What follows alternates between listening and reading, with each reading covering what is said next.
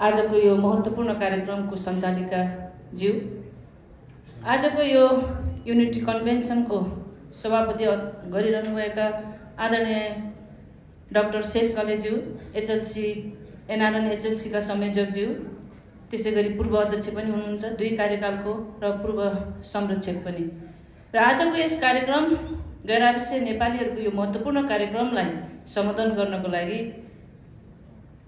पाल्नुभएका माननीय प्रमुख अतिथि माननीय आरजु देउपाज्यू, हामीले गर्व गर्ने, अहिले हामीले नेपालको परिस्थितिलाई हेर्दा परराष्ट्र नीतिमा साँच्चीकै उच्च मूल्याङ्कन गर्न सकिने खालको एउटा कामहरू भइरहेको छ।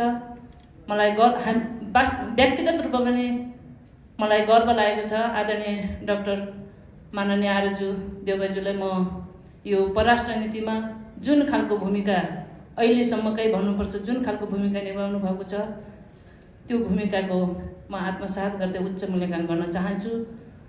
आदरणीय आजको कार्यक्रममा उपस्थित हुनुभएका पूर्व प्रधानमन्त्री बाबुराम भट्टराईज्यू, त्यसै गरी पूर्व माननीय अशोक राईज्यू, राजेन्द्र श्रेष्ठज्यू, त्यसै गरी जनजाति महासङ्घका अध्यक्ष गेल्जे शेर्पाज्यू र नेपाल सरकारबाट पनि हाम्रो यो कन्भेन्सनलाई नजिकबाट निहालिरहनुभएका, हाम्रो यो कन्भेन्सनलाई सफल पार्नको लागि अहोरात्र खटेर एचएलसीसँग सहकार्य गर्दै पाल्नुभएका सहसचिव, कानुन मन्त्रालयबाट पाल्नुभएका सहसचिव अरुणा जोशीज्यू, परराष्ट्र मन्त्रालयबाट पाल्नुभएका उपसचिव पुष्कर नेपालज्यू र आजको यो कार्यक्रममा हामी एचएलसीका सम्पूर्ण सदस्यज्यूहरू, पत्रकार मित्रहरू,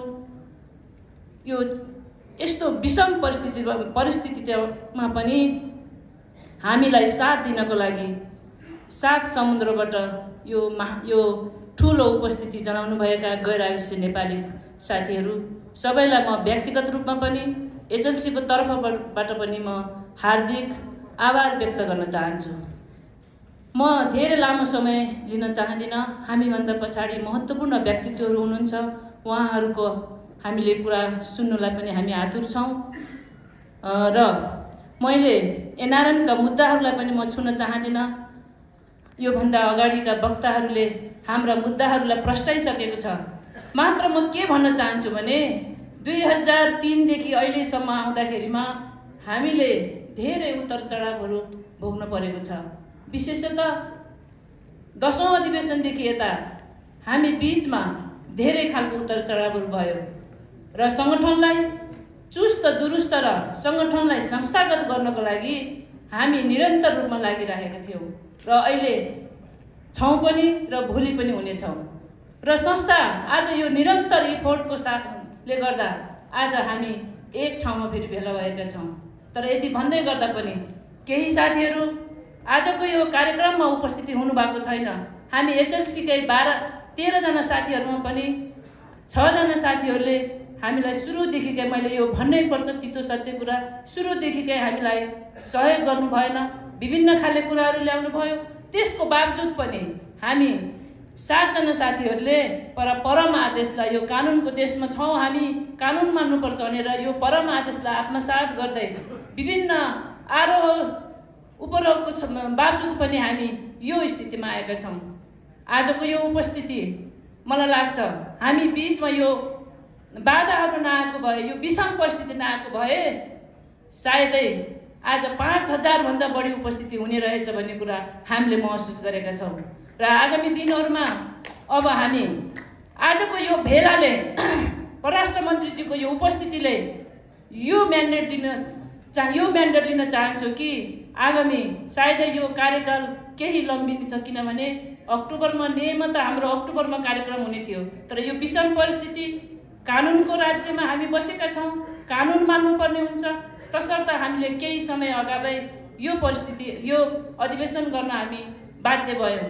र यो अधिवेशन 2 वर्ष मात्र नभएर हामीले अबको बन्द सत्रमा, आजको बन्द सत्रमा यो अधिवेशनमा केही समय थप गरेर हामी अगाडि बढाउने छौँ भन्ने म परराष्ट्र मन्त्रीज्यूलाई म जानकारी गराउन चाहन्छु।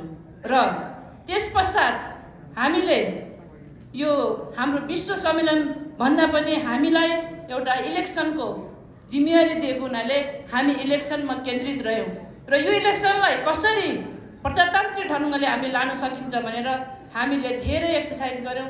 मैले अघि नै नाम लिएँ, परराष्ट्र मन्त्रालयबाट, कानुन मन्त्रालयबाट उहाँहरूको साथ सहयोगले हामीले धेरै छलफल गरेर एउटा कार्यविधि बनायौँ। विधानलाई हामीले एकछिन बिर्सिदियौँ। यो विधानको कारणले गर्दाखेरिमा नै हामीले प्रजातान्त्रिक रूपमा हाम्रो छनौट गर्न हामीले हाम्रो नेतृत्व छान्न सकेका थिएनौँ। तसर्थ हामीले यो पटक मैले फेरि भन्न चाहन्छु, यो पटक हामीले प्रजातान्त्रिक ढङ्गले सबै साथीहरूलाई मेम्बर बन्नको लागि अनुरोध गऱ्यौँ। एनसीसीका केही बाधाहरूले गर्दा एनसीसीलाई आफ्नै पोर्टलबाट पनि मेम्बर बन्नुपर्छ भनेर हामीले अनुरोध गऱ्यौँ। अन्तर्राष्ट्रिय लेभलमा हामीले हाम्रो पोर्टलहरू तयार गऱ्यौँ। तसर्थ धेरै साथीहरूले त्यसमा सहभागिता जनायो र म उहाँहरूलाई पनि धन्यवाद दिन चाहन्छु।